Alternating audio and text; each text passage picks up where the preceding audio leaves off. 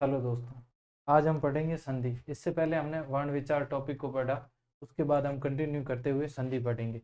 वर्ण विचार के बाद हम संधि पढ़ेंगे। संधि में अपन पहले स्वर संधि पढ़ेंगे, फिर व्यंजन पढ़ेंगे और फिर विसर्ग संधि पढ़ेंगे। तो हम देखते हैं आज संधि। संधि है क्या? तो संधि में आप देखते हैं कि संधि जो शब्द है इसकी व्युत्पत्ति हुई सम धन धी। सम का अर्थ होता है पूर्णतया और धी का अर्थ होता है धारण करना या मिलना। तो हम यहाँ पे देखेंगे कि पूर्णतया मिलना। जब हम देखते हैं कि एक वर्ण दूसरे वर्ण के पास में आता है और वह पूर्ण तरह उसमें मिलके नए वर्ण या फिर उसका जो विकास हो जाता है, विकार हो जाता है, परिवर्तन हो जाता है और नए वर्ण के रूप में आता है, तो उसे हम संधि कहते हैं। तो हम कहेंगे दो ध्वनियों और वर्णों, दो ध्वनियों एवं दो वर्णों के मेल से होने वाले विकार या परिवर्तन को संधि कहते हैं। तो फिर हम देखते हैं जैसे कि जब दो वर्ण पास पास आते हैं या मिलते हैं, अर्थात जब दो वर्ण पास पास आते हैं, जब दो शब्द होते हैं उसमें से पहले शब्द का आखिरी वर्ण और दूसरे शब्द का पहला वर्ण पास पास आता है और मिलता है, और फिर जो विकार होता है, विकार होने के बाद जो परिवर्तन हो जाता है वर्ण में, उसे हम उस विकार युक्त मेल को ही हम संधि कहते हैं। अर्थात दो वर्णों के मेल को, दो वर्णों के मेल को संधि कहते हैं। इस मेल से विकार उत्पन्न होता है, वर्ण में विकार उत्पन्न होता है। इस विकार युक्त मेल को, ये विकार जो है ये इंपॉर्टेंट की पॉइंट है, इस विकार को हम संधि कहेंगे। ठीक है। संधि का शाब्दिक अर्थ होता है योग या मेल। हम देखते हैं गणित में जोड़, तो जोड़ में हम देखते हैं ना, एक संख्या में दूसरी संख्या जब जुड़ती है तो तीसरी संख्या बन जाती है, तो परिवर्तन हो जाता है, पहली संख्या और दूसरी संख्या मिलके तीसरी नई संख्या का निर्माण करती है, तो एक विकार होता है, परिवर्तन होता है। उसी प्रकार शाब्दिक अर्थ जो इसका संधि का योग या मेल है, योग मतलब जोड़ कह सकते हैं और मेल। ठीक है। फिर हम देखते हैं कि ये जो विकार उत्पन्न होता है इसका फिर जो वर्ण बनता है, ये इस वर्ण का जो पहले वाले वर्ण है उससे उच्चारण एवं लेखन, उच्चारण में भी और लेखन में भी, दोनों ही स्तरों पर जो है मूल रूप से भिन्नता आती है। जो मूल रूप होता है उससे भिन्न आ जाता है उच्चारण एवं लेखन दोनों रूप में। ठीक है। फिर हम देखते हैं कि जैसे कि ये देखिए महेश, महेश में हम देखेंगे महाधन ईश। जब पहला शब्द क्या हो गया महा, दूसरा शब्द क्या हो गया ईश, तो यहाँ पे हम देखेंगे, ये देखिए आ आया यहाँ पे पीछे और यहाँ पे आया ई, और ये आ और ई मिलके क्या हो गया ए, तो क्या हो गया ये महेश। तो हम देख सकते हैं कि दो दो शब्द हैं, इसके पीछे का वर्ण ये और इसका आगे का वर्ण ये दोनों मिलके ए हो गया, तो आ और ई बन के ए हो गया, तो महाधन ईश हो गया महेश। फिर हम देखते हैं मनोबल। मनोबल में हम देखेंगे विसर्ग संधि होती है, तो मनहा धन बल। देखिए यहाँ पर मनहा, पीछे आप देखेंगे मन के पीछे जो है ये विसर्ग लगा हुआ है, इसके साथ जब बल, बल ये जब जोड़ होता है तो ये विसर्ग का ओ में परिवर्तन हो जाता है। इसमें जब ओ की मात्रा लग जाती है तो मना धन क्या बल हो जाएगा, मनोबल।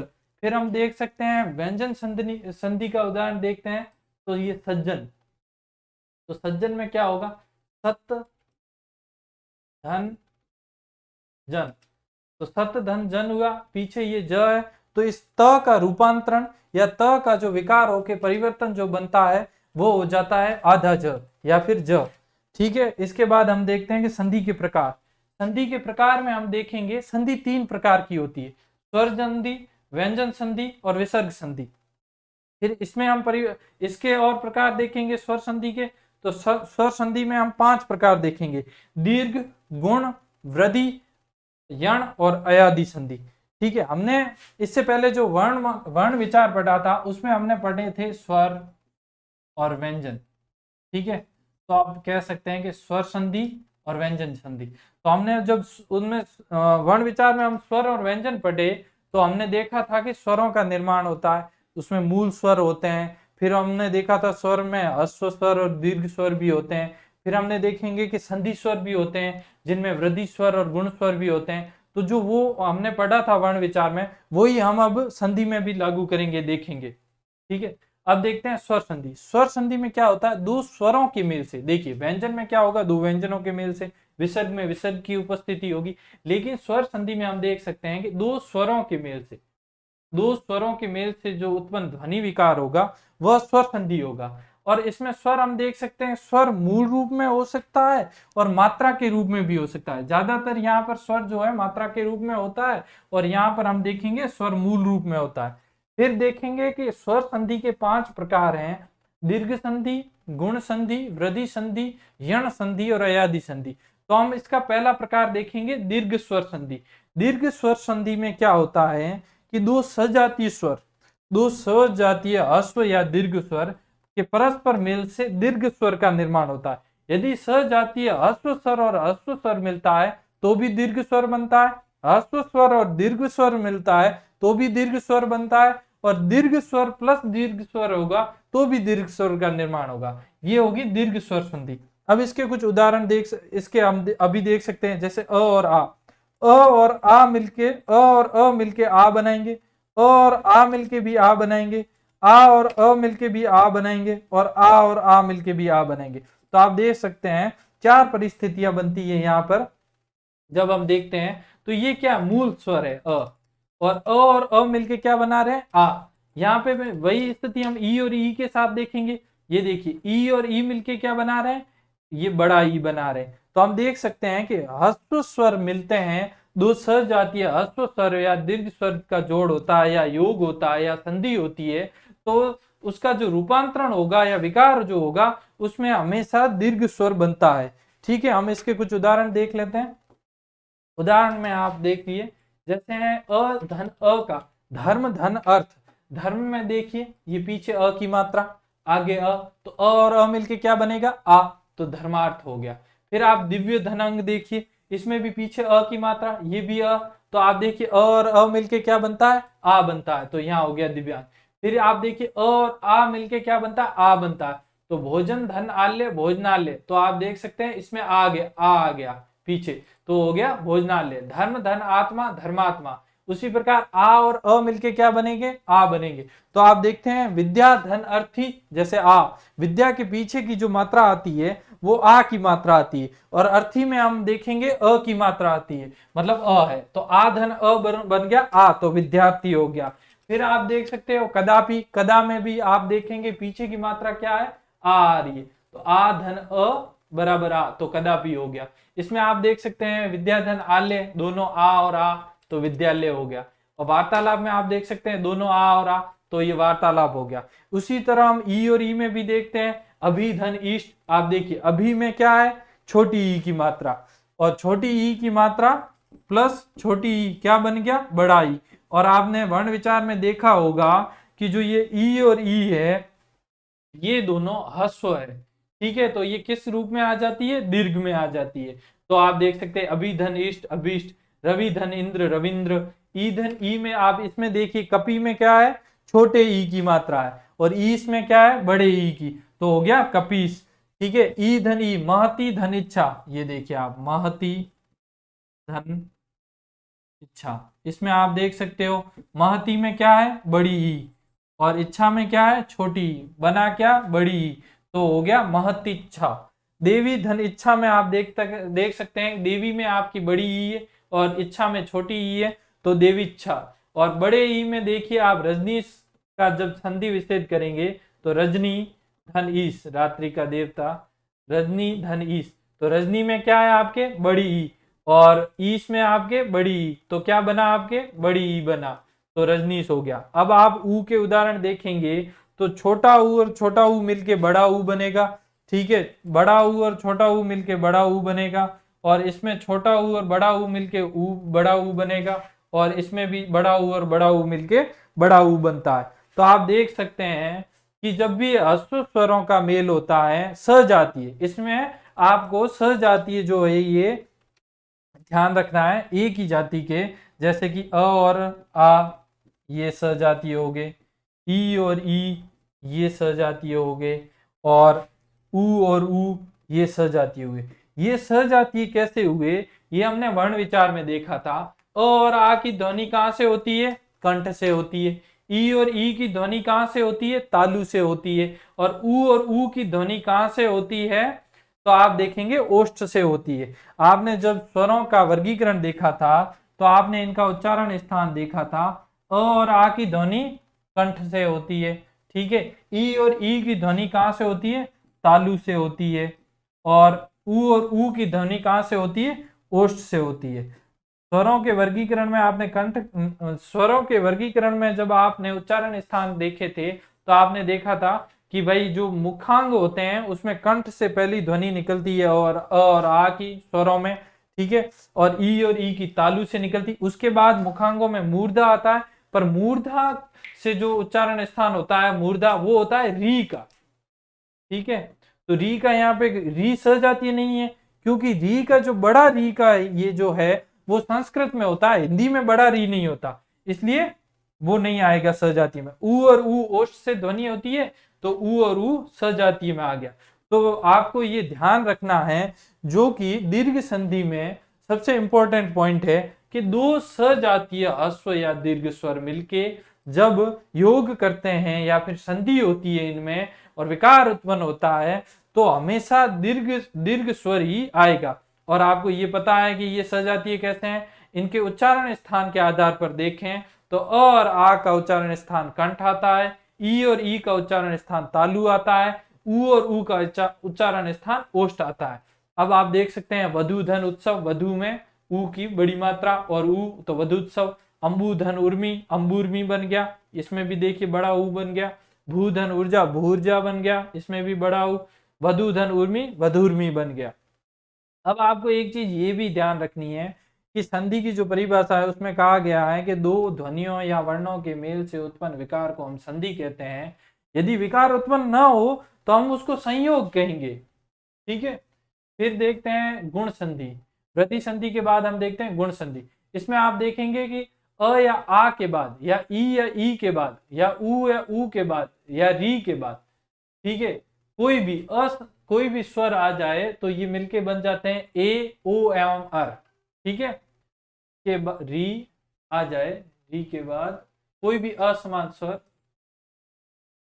कोई भी स्वर, कोई असमान स्वर आ जाए तो ये मिलकर बन जाता है ए।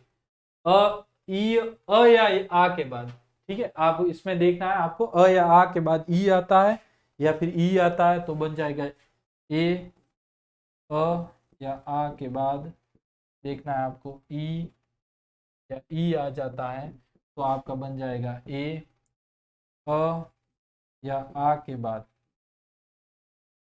ऊ या ऊ आ जाता है तो आपका बन जाएगा ओ, ठीक है। अ या आ के बाद आपके आ जाता है री तो वो बन जाएगा आपके अर, ठीक है। अब आपको ध्यान रखना है अ या आ के बाद ई या ई आता है तो बन जाता है ए। अ या आ के बाद आपके ऊ और ऊ बन जाता है, ऊ और ऊ आता है तो बन जाता है ओ। और अ या आ के बाद यदि री आता है तो वो बन जाता है अर। अब हमने वर्ण विचार में ये भी देखा था कि जब हमने संधि स्वर देखे थे तो संधि स्वर में हमने सजातीय स्वर और विजातीय स्वर भी देखे थे। उसके बाद हमने वर्ण विचार में ये भी देखा था कि गुण संधि स्वर कौन से हैं और वृद्धि संधि स्वर कौन से हैं। तो गुण स्वर संधि स्वर में आपके कौन से आ गया? ए और ओ आ गया, ठीक है। अब हम आपकी ये जो भी उदाहरण है इनको हम सॉल्व करके देख लेते हैं। जैसे देवेंद्र, तो देव धन इंद्र, देवेंद्र, ठीक है। गण धन ईश, गणेश, तो आप देख सकते हैं अ के बाद ई आ गया। यथा धन इष्ट, यथा, 2 मिनट, यथा धन इष्ट, गण धन ईश, इसमें आपके बड़ी ई आ गई। यथा धन इष्ट, इसमें आपके छोटी ई आ गई। और रमा, इसमें आ गया आपके और उसके साथ आ गया ईश, बड़ी ई। तो आ और ई मिलके क्या हो गए? ए हो गए। फिर आप इसमें देख सकते हैं सूर्य धन उदय, ठीक है। जल धन उर्मी, तो आप देख सकते हैं अ के साथ बड़ा ऊ। महा धन उत्सव, तो महोत्सव हो गया। ऊ और आ के बाद ऊ आता है तो क्या बन जाता है? ओ, तो महा धन उत्सव हो गया महोत्सव। फिर महा धन ऊर्जा, तो आ के बाद बड़ा ऊ आता है तो भी आपके क्या बन जाता है? ओ। फिर आपके ये देख सकते हैं ब्रह्म धन ऋषि, तो हो गया अर, तो हो गया ब्रह्मर्षि। फिर आपके आ के बाद भी री आए, राजा धन ऋषि, तो ये भी हो जाता है अर, तो हो जाता है राजर्षि। आपके यहाँ पर गुण संधि पूरी होती है। आप इसमें देख सकते हैं अ या आ के बाद ई या ई आता है तो ए बन जाता है। तो आप देख सकते हैं यहाँ पर ई धन ई बन गया ए, ई अ धन ई बन गया ए, अ धन बड़ा ई बन गया ए, आ धन ई बन गया ए, और आ धन बड़ा ई बन गया ए। तो इसके बाद हम देखते हैं गुण संधि के बाद वृद्धि संधि। तो हमने देखा होगा वर्ण विचार में गुण स्वर होते हैं, वृद्धि स्वर होते हैं। तो वृद्धि स्वर में आप देख सकते हो बड़ा आई, ये मतलब ऐ और औ। तो आप देख सकते हैं कि वृद्धि संधि में क्या होगा, अ या आ के बाद ए या ऐ आता है तो हो जाएगा ऐ, और अ या आ के बाद ओ और औ आता है तो हो जाएगा औ। ठीक है, ये ध्यान रखना। आपके जितनी भी वृद्धि संधि के उदाहरण होंगे उनमें आप मात्राएं देखेंगे तो ये दो मात्राएं होंगी ऊपर हमेशा, जैसे औ होगा, यहाँ पर भी ऐ होगा। तो एक धन एक क्या हो गया, एक का एक, एक धन एक, एक का एक, मत धन एक के, अ और ऐ मिलके ऐ हो गया, सदा धन ए, आ और ए मिलके क्या हो गया, ऐ हो गया, महा धन ऐश्वर्य, तो हो गया महेश्वर्य। ठीक है, फिर हम अ या आ के बाद ओ और औ आता है तो क्या हो जाता है, औ हो जाता है। तो आप देख सकते हैं दंत धन ओष्ठ, ठीक है, परम धन औदार्य। तो आप इसमें देख सकते हैं कि अ के बाद औ आता है तो औ बन जाता है, तो परम धन औदार्य हो गया परमौदार्य। ठीक है, आप देखेंगे इसमें महा धन ओज, आ के बाद ओ आता है तो क्या बन जाता है, महुज। ठीक है, फिर है महा धन औदार्य। तो इसमें भी आप देख सकते हैं आ के बाद औ आता है तो औ बन जाता है, तो महाधन औदार्य। इसके बाद हम देख लेते हैं वृद्धि संधि के बाद यण संधि। इसमें क्या होता है कि यदि ई या उ या री के बाद असमान या भिन्न स्वर, उनमें क्या था कि अ या आ के बाद ई आता है तो ए बन जाता है। गुण संधि में क्या था, अ या आ के बाद ई या ई आता है तो ए बन जाता है, अ या आ के बाद उ या उ आता है तो ओ बन जाता है, और अ या आ के बाद री आता है तो अर बन जाता है। फिर वृद्धि संधि में क्या था कि वृद्धि संधि में अ या आ के बाद ए या ऐ आता है तो ऐ बन जाता है, और अ या आ के बाद ओ या औ आता है तो वो औ बन जाता है। फिर हम यण संधि में देखते हैं, यण संधि में क्या है कि ई या फिर उ या री के बाद असमान या भिन्न स्वर आ जाए तो ई का क्या हो जाएगा, य, और उ का क्या हो जाएगा, व। तो आप देख सकते हैं इसमें कहा गया है कि यदि ई या ई के बाद असमान स्वर आ जाए, आना क्या चाहिए, स्वर, क्योंकि हम क्या पढ़ रहे हैं, स्वर संधि। ये किसके भेद है, स्वर संधि के। तो ई या ई के बाद असमान स्वर आ जाएगा तो क्या हो जाएगा, य, और उ या उ के बाद असमान स्वर आएगा तो क्या हो जाएगा, व, तो क्या हो जाएगा, व, और री के बाद असमान स्वर आएगा तो क्या हो जाएगा, र। तो आप देख सकते हैं कि यण संधि में क्या है, यण संधि क्या है, य से ही शुरू होती है। तो आप देख सकते हो ई और ई के बाद असमान स्वर आएगा तो क्या बनेगा, य, और उ है उ के बाद असमान स्वर आएगा तो क्या बनेगा, व, और री के बाद असमान स्वर आएगा तो क्या बन जाएगा, र। अब आप देख सकते हो यद्यपि, यद्यपि में क्या है, यदि धन अपि। तो आपने देखा होगा कि भाई देखिए ई है यहाँ पे क्या है, ई की मात्रा, ई की मात्रा के साथ अ आया तो क्या बन गया, य। तो आप यद्यपि को लिख सकते हैं ये द आधा हो गया, क्योंकि द की ई की मात्रा किस में थी, द पर। ठीक है, यहाँ पे ई की मात्रा इस पे थी, तो इस ई की मात्रा का परिवर्तन हो गया य में, तो द हो गया लंगड़ा। जब द लंगड़ा हो गया तो ये आ गया अलग, और हो गया यद्यपि। फिर आप देखते हैं कि अत्यधिक, अत्यधिक में क्या है, अति धन अधिक, तो ई की मात्रा किस पे है, त पे। अति धन अधिक हो गया अत्यधिक, ई की मात्रा है त पे, जब ई बन गया य तो त हो गया आधा। ठीक है, आप इसमें देखेंगे कि लगभग प्रत्येक जो संधि हुई है उसमें उससे पहले वाला वर्ण है वो आधा हो जाता। आधा इसलिए होता है कि जब मात्रा ही परिवर्तित हो जाती है, जब मात्रा यह बन जाती है, तो मात्रा यह बन जाएगी तो वो क्या होगा, बिना मात्रा का। और हमने वर्ण विचार में पढ़ा था कि व्यंजन के साथ में मात्रा का होना या फिर किसी भी स्वर का होना आवश्यक है, नहीं तो वह आधा रह जाता। वही यहाँ इस संधि में होता है। देखिए त की मात्रा क्या थी, ई, और ई बन गया य, जब ई य बन गया तो त क्या रह गया, आधा।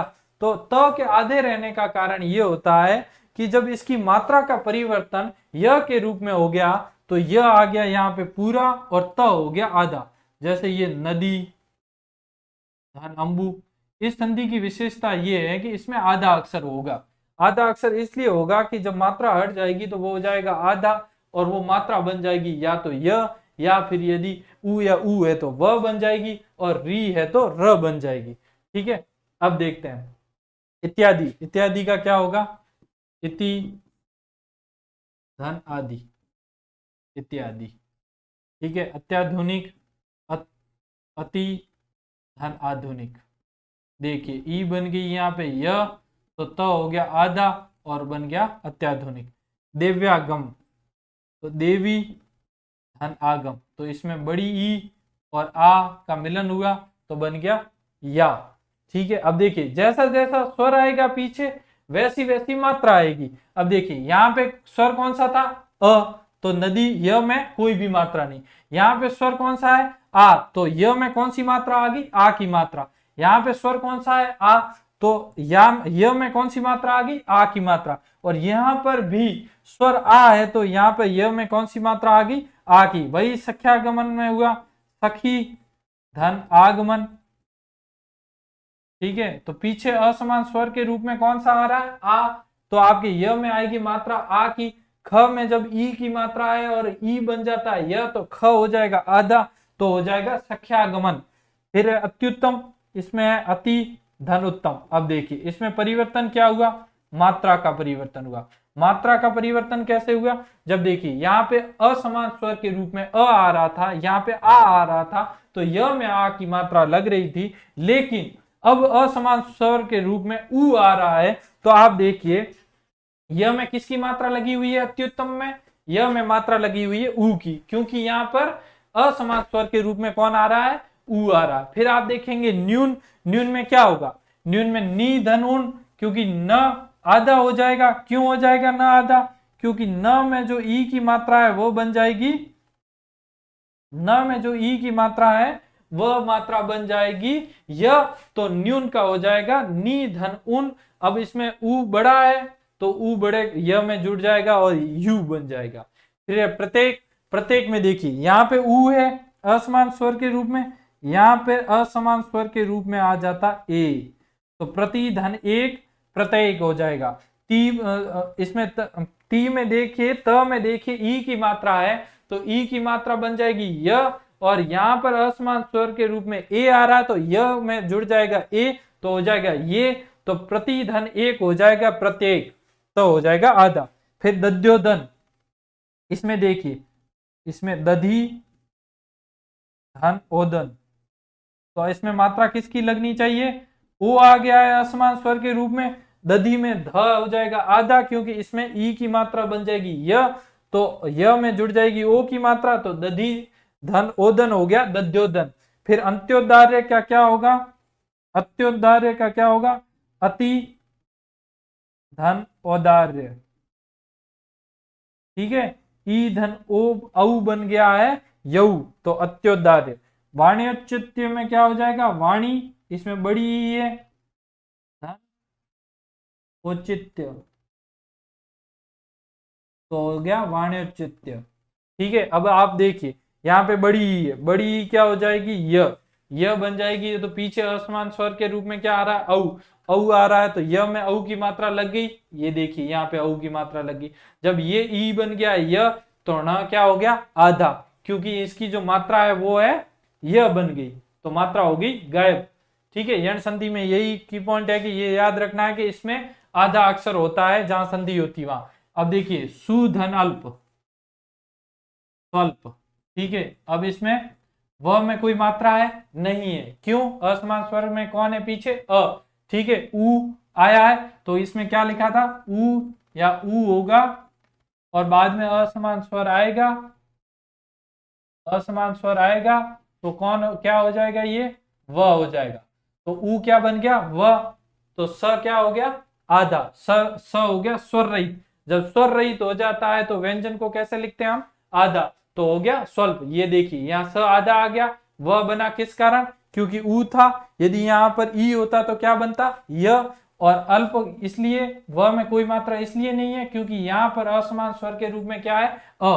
फिर देखेंगे स्वच्छ, स्वच्छ में आप देखेंगे सु धन अच, इसमें भी असमान स्वर के रूप में कौन है अ, और उ क्या बन गया है व, तो व में क्या मात्रा लगेगी, जब असमान स्वर के रूप में अ है तो व में किसी भी प्रकार की मात्रा नहीं लगेगी, क्योंकि अ क्या है अ मात्रा नहीं है। हिंदी में आपके मात्राएं कितनी है 10, स्वर कितने 11, जब 11 स्वर हैं और मात्राएं 10 है तो इसमें हटा कौन अ, क्योंकि अ हर बार व्यंजन के साथ जुड़ा हुआ होता है। ठीक है, अ जब जुड़ा हुआ होता है व्यंजन के साथ तभी हम व्यंजन का उच्चारण कर पाते हैं, क्योंकि व्यंजन बिना स्वरों की सहायता से हम उच्चारित नहीं कर पाते हैं। ठीक है, इस कारण अ तो हमेशा जुड़ा हुआ होता है, तो अ की कोई मात्रा नहीं होती है, मात्रा हिंदी में 10 है, तो इस कारण आप देख सकते हैं व में किसी भी प्रकार की मात्रा नहीं लगी है और ऊ का बन गया है व। ठीक है, फिर देखिए स्वागत, सु धन आगत, अब यहां देखिए अब असमान स्वर के रूप में क्या आया आ, जब असमान स्वर के रूप में आ आया है और आ क्या है एक मात्रा है, जब मात्रा है और ऊ का बन गया व, तो व के साथ असमान स्वर के रूप में यदि आ आया तो व के साथ किसी की मात्रा लगेगी आ की मात्रा लगेगी, इसलिए मात्रा लगी हुई है आ की, और स हो गया आधा क्योंकि ये ऊ बन गया व, तो हो गया स्वागत।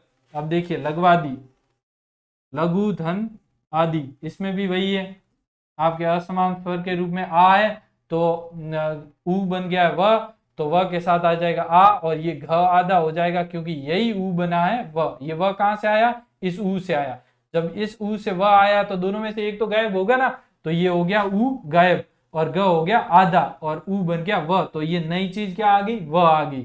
ठीक है, फिर देखिए अन्विति, अनु धन इति, अब देखिए अनु, अनु में क्या है ऊ क्या बन गया व, तो न क्या हो गया आधा, ये देखिए न। अब आपके असमान स्वर के रूप में क्या है ई, तो व के साथ कौन सी मात्रा आएगी ई की, तो हो गया अन्विति। फिर देखिए अन्विक्षण, अनुधन इक्षण, जो हो गया अन्विक्षण।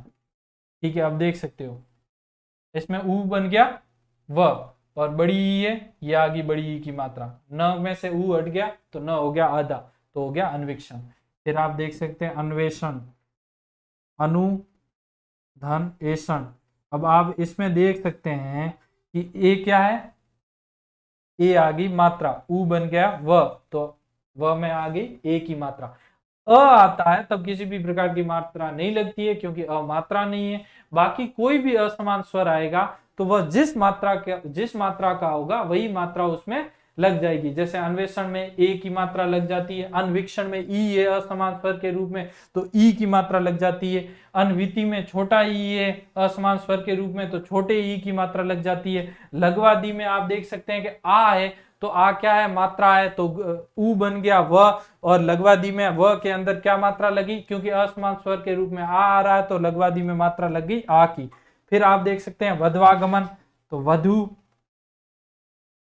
धन आगमन,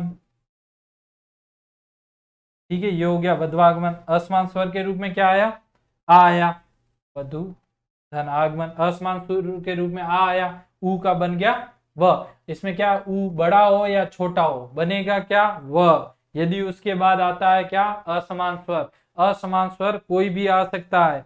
ठीक है, बस ये ऊ के बाद ऊ नहीं आना चाहिए, यदि ऊ के बाद ऊ आता है तो क्या बन जाएगा दीर्घ, आपने पढ़ा होगा सबसे पहले दीर्घ संधि, दीर्घ संधि में क्या होता है जब दो सजातीय स्वर ठीक है, जब दो ह्रस्व या दीर्घ सजातीय स्वर मेल करते हैं तो क्या बन जाता है, दीर्घ। तो यदि इसके बाद समान स्वर आ जाए तो दीर्घ संधि हो जाती है, लेकिन बाद में क्या आता है, असमान स्वर। असमान स्वर आएगा तो ऊ या ऊ का बन जाएगा व, और ई या ई का बन जाएगा य। ठीक है, इसके बाद वधवैश्वर्य, तो इसमें आप देख सकते हैं वधु धन ऐश्वर्य, तो आप देख सकते हैं कि इसमें आया है असमान स्वर के रूप में ऐ। तो आप देखिए व के ऊपर कौन सी मात्रा लगी है, वही। और ध आधा क्यों हुआ है, आपको पता है कि क्या बना है, व ऊ बना है व, तो ध आधा हो जाएगा क्योंकि ऊ रहेगा या फिर व रहेगा। यदि ऊ रहेगा तो क्या होगा, संधि विच्छेद, और ऊ नहीं व बनेगा तो हो जाएगा संधि। इसके बाद हम देखेंगे पित्रानुमति। देखिए पित्रानुमति, ये देखिए अच्छे से। पित्रानुमति में आप देखेंगे कि भाई आपने कहा कि री आएगा, री के बाद यदि असमान स्वर आता है तो वह बनेगा र। तो त्रि कहां से आया, तो आपने वर्ण विचार में पढ़ा होगा संयुक्ताक्षर, जिसमें छ त्र ज्ञ स्र 4 संयुक्ताक्षर थे, उसमें से त्रि, ये कैसे बना था, त जब आधा हो और उसके साथ क्या हो, र, तो हो जाएगा त्रि। अब देखिए पित्रानुमति में क्या है, पित्रानुमति में क्या है, पित्रानुमति में त्र है। त्र कहां से बनता है, त आधा और र होता है तब बनता है त्रि। तो आप देखिए इसमें क्या है, री।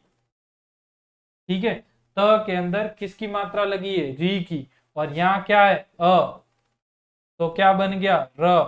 तो त यहाँ क्या रह गया, जब री की मात्रा हट जाएगी तो त यहाँ क्या रह जाएगा, आधा, और ये री अ के साथ मेल करके क्या बन जाएगा, र। तो गायब क्या हुआ, अ गायब हुआ एक। ठीक है, री की मात्रा गायब हुई एक, तो फिर त और र क्या होता है, त्र। तो आप इसमें अ देख पा रहे हैं, कहीं नहीं देख पा रहे हैं, क्योंकि अ गायब हो गया, री के साथ मेल करके अ बन गया, और ये था आधा त। आधा त जब र के साथ मिल जाता है तो बन जाता है त्रि, तो हो जाएगा पित्रानुमति। फिर आप देख सकते हैं मातृच्छा। मातृच्छा में आप क्या देखेंगे, मातृ, त के अंदर किसकी मात्रा है, री की, और इच्छा। अब देखिए इसमें असमान स्वर के रूप में क्या आया, ई। यहाँ क्या है, त के अंदर री। ठीक है, और री और ई मिलके क्या बन गया, री। क्यों, र के बाद कोई भी असमान स्वर आता, री के बाद कोई भी असमान स्वर आता है तो वह उस मात्रा सहित, वो जो स्वर आएगा उस मात्रा सहित बन जाएगा र। ठीक है, तो री के बाद क्या आया, ई, तो री का बाद ई आया तो री का क्या बन गया, र, और मात्रा किसकी है, ई की, तो क्या लग गया, री, तो हो जाएगा मातृच्छा। तो आधा रह गया, तो और री, त और र मिल के क्या हो गया, त्रि। त्र के ऊपर किसकी मात्रा लग गई, छोटे ई की, तो हो गया मातृच्छा। फिर है मात्राज्ञा, इसमें भी वही होगा, मातृ धन आज्ञा।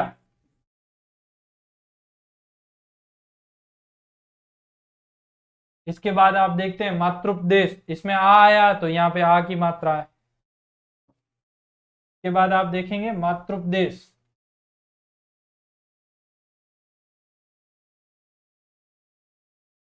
मातृपदेश में आप देख सकते हो मातृ धन उपदेश। आप देख सकते हो त्र में किसकी मात्रा लगी हुई है, ऊ की। ऊ की मात्रा कहां से आई, जब त के अंदर री की मात्रा है, वो री का संयोग या री की संधि होती है ऊ के साथ, तो री क्या बन जाएगा, ये री के साथ बना ऊ, तो फिर आपके हो गया, ये हो गया रू, और आपके यहाँ त रह गया आधा, तो त धन रू क्या हो गया, ट्रू। तो क्या हो गया, यहाँ मातृ उपदेश का क्या हो गया, मातृपदेश। ठीक है, ऊ गायब हो गया, ऊ गायब कहाँ गया, ऊ आ गया यहाँ, तो यहाँ, और ये जो री है क्या बन गया, र, और ये त आधा है वो र के साथ जुड़ के क्या हो गया, त्र। इसके बाद हम देखेंगे यण संधि के बाद देखेंगे अयादि संधि, जो कि स्वर संधि का आखिरी है। अयादि संधि में क्या होता है, देखिए वहां पे था ई और ई और ऊ और ऊ, उसके बाद असमान स्वर आता है तो क्या हो जाता है, य और व। अयादि संधि में क्या होता है, ए आई और ओ ओ। देखिए ई वहां क्या था, यण संधि में, एक क्रम के हिसाब से अपन देखे तो क्रम, यण संधि में क्या था, ई ई बन जाता है य, और ऊ बन जाता है व। और अयादि संधि में ई और ऊ के बाद क्या आता है, ए आई ओ औ। तो ए आई क्या बन जाएगा, असमान स्वर आएगा तो ए आई का बन जाएगा अय, ए का बन जाएगा अय और आई का बन जाएगा आय। और ओ औ में देखेंगे तो ओ का बन जाएगा अव और औ का बन जाएगा आप। देखिए वहां पे ई और ई का बन रहा था य, किसमें, यण संधि में, और ऊ और ऊ का बन रहा था व। इसमें बस इतना परिवर्तन है कि आप देखेंगे कि ए ऐ के बाद असमान स्वर आएगा तो क्रमशः ए का बन जाएगा अय और ऐ का बन जाएगा आय। ठीक है। और ओ औ में आप देखेंगे ओ और औ के बाद यदि असमान स्वर आता है तो ओ का बन जाएगा अव और औ का बन जाएगा आव। ठीक है। ऊ यण संधि में बन जाता व, तो आप देखेंगे अयादि संधि में ओ औ। ऊ कहां से, ऊ से बना है ना ओ, आप देखेंगे कि ऊ से बना है ओ औ। क्या हुआ था उनमें, गुण संधि हुई थी। अ के साथ ऊ आता है तो ओ बनता है। आपने पढ़ा होगा गुण संधि पर, जो आपने वर्ण विचार पढ़े थे उसमें पढ़ा था, तो वो वहां से आता है। तो आप देखिए वह तो हो रहा है ना किसका, ऊ का। आप देखिए यण संधि में क्या हो रहा है, ई का य, ऊ का व। और अयादि संधि में ए आई का अय और ऐ का आय, ओ का अव, औ का आव हो रहा है। ठीक है। अब हम उदाहरण देखते हैं, जैसे देखते हैं शयन। शयन में आप देखेंगे से धन अन। अब देखिए यह में किसी की मात्रा है नहीं। यदि यण संधि होती तो यहाँ पे क्या प्रॉब्लम आ जाती, यण संधि होती तो यहाँ पे स आधा आता, पर यहाँ पर अ आ रहा है पहले से। जब अ जुड़ जाता है इसके साथ तो स आधा नहीं पूरा है, तो शयन हो गया। नयन में आप देखेंगे ने धन अन, वही असमान स्वर के रूप में अ आ रहा है तो नयन हो गया। नायक में देखिए आप, नायक क्या है, नई धन अक। अब आप कहेंगे कि ये आय कैसे हुआ, तो आपने देखा होगा ए का बनता है अय और आय का क्या बनता है आय, ऐ का क्या बनता है आय। तो नई धन अक क्या हो गया, नायक। और गायक में क्या होगा, गई धन अक। देखिए यह में किसी भी मात्रा नहीं जुड़ रही है, क्योंकि असमान स्वर के रूप में यहां पर सब में अ आ रहा है। अब देखिए, अब परिवर्तन देखिए नायिका में। नायिका में आप देखेंगे नई धन इका, तो नई में नई का क्या बन गया, नई और असमान स्वर के रूप में ई आया, नई का क्या बन गया, नई का बनता है आए। ठीक है। और ये हो गया ई मात्रा के रूप में लग गई तो होगी ये। ठीक है। न हो गया, ये आधा हुआ था, इसमें आए जुड़ा तो हो गया ना। ठीक है। फिर ये य में ई की मात्रा जुड़ी तो हो गया ई और नाई का बन गया। ठीक है। इसके बाद हम देखेंगे ओ वाले, तो ओ का बनता है अव और औ का बनता है आव। ये देख लेते हैं अपन। भवन, भवन में आप देखेंगे भो धन अन। देखिए ओ का क्या बन गया, अव। ठीक है, ये बन गया अव। ठीक है। और अन ये आया, ओ के बाद अ आया है, तो किसी भी प्रकार की व में मात्रा नहीं है, तो क्या हो गया भवन। फिर आप पवन में देखिए, पवन में पो धन अन, तो ओ क्या बन गया अव। तो यहाँ आप देखिए अव। ठीक है। फिर देखिए पवित्र, पवित्र में क्या होगा, पो धन इत्र। देखिए यदि यहाँ पऊ आता तो क्या होगा, पावित्र हो जाता, पर पऊ नहीं, यहाँ पे क्या है पो, तो पो का क्या हो गया, ओ का हो जाता है अव। तो यहाँ देखिए ये अव, और ई की मात्रा लगी व के अंदर तो हो गया पवित्र। फिर देखिए गवीश, गवीश में आप देखेंगे गो धन ईश। अब देखिए असमान स्वर के रूप में यदि बड़ी ई आ गई तो यहाँ पे व के साथ किसकी मात्रा है, बड़ी ई की मात्रा है। पावक, पो धन अक। अब देखिए यहाँ यदि पो धन अक लिखता तो क्या होता, पवक, क्योंकि ओ का क्या होता है अव, पर यहाँ पर क्या है आव, तो आव है तो क्या हो गया पऊ धन अक। देखिए परिवर्तन देखिए, यहाँ पे गवीश, यहाँ पे ग के साथ किसी भी प्रकार की मात्रा नहीं है, प के साथ किसी भी प्रकार की मात्रा नहीं है, यहाँ पर भी प के साथ किसी भी प्रकार की मात्रा नहीं है, और भ के साथ किसी भी प्रकार की मात्रा नहीं, क्योंकि इसमें क्या है ओ। ओ से क्या बनता है अव, और औ से क्या बनता है आव। तो आप देख सकते हो कि भवन, पवन, पवित्र, गविश, इसमें किसी भी प्रकार की मात्रा नहीं है इनमें। और पावक में आपके देखिए आ की मात्रा आ गई। क्यों आ गई? क्योंकि पावक में पौ धन अक होता है। पवन में क्या होगा? पौ धन अन होगा, ठीक है। और नाविक में क्या होगा? नौ धन इक। देखिए अब असमान स्वर के रूप में क्या आ गया? ई। तो व में किसकी मात्रा है? ई की मात्रा। अब देखिए भावुक में क्या होगा? भौ धन उक। क्यों भौ क्यों आया? क्योंकि ये भ के साथ आ की मात्रा है, इसलिए। क्योंकि औ का बनता है आ।